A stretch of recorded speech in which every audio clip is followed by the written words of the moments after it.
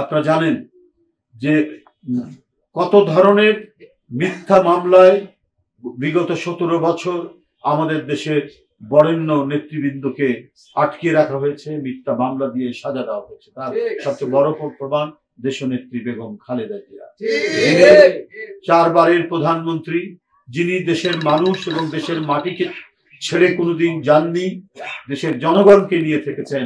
এই কারণে শেখ হাসিনার যত প্রতিহিংসা, শেখ হাসিনার যত প্রতিশোধ, তার উপরে তাকে ভোগ করতে তাকে কারাগারে, একটি জরাজীর্ণ কারাগারের মধ্যে আটকে রাখা হয়েছিল, করে তাকে গভীরতর অসুস্থ হয়ে যেতে পড়তে পারে সেই ব্যবস্থা তাকে করা হয়েছিল। এটা কি?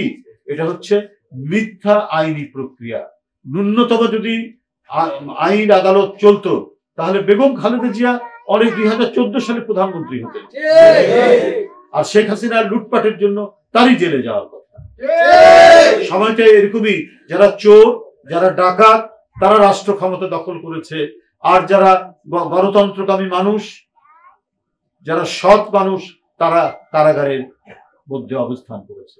তো সুতরাং এই আইনের শাসনের জন্য, ন্যায় বিচারের জন্যই তো আমাদের সংগ্রাম। 5ই আগস্টের পর সেই ন্যায় বিচারের দিকে দেশ প্রত্যাবর্তন করছে। ডক্টর ইউনূস সাহেব, তাকে নিচতলা থেকে 10 তলা পর্যন্ত আদালতে হাঁটিয়ে তোলা হতো, আজকে যিনি প্রধান উপদেষ্টা।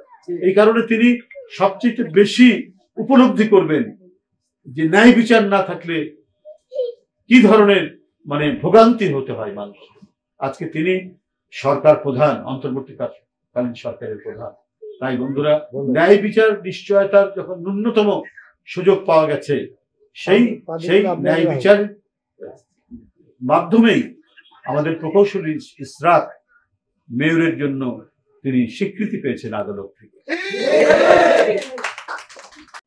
আন্দোলনের বিজয়ের পর তার ছেলেমেয়েরা এসে যদি তাদের স্কুলের বেতন না দিতে পারে, এই জন্য এসে কান্নাকাটি করে, এই জন্য এসে যদি অপেক্ষা করে, এটা তো কত বড় বেদনাদায়ক, এটা চিন্তাই করা যায় না।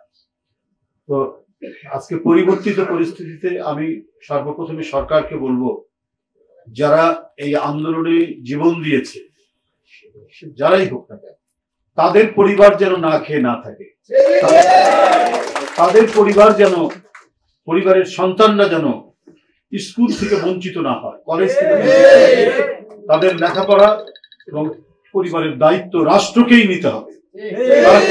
তারা কেন এসে দাঁড়ে দাঁড়িয়ে ঘুরে বেড়াবে?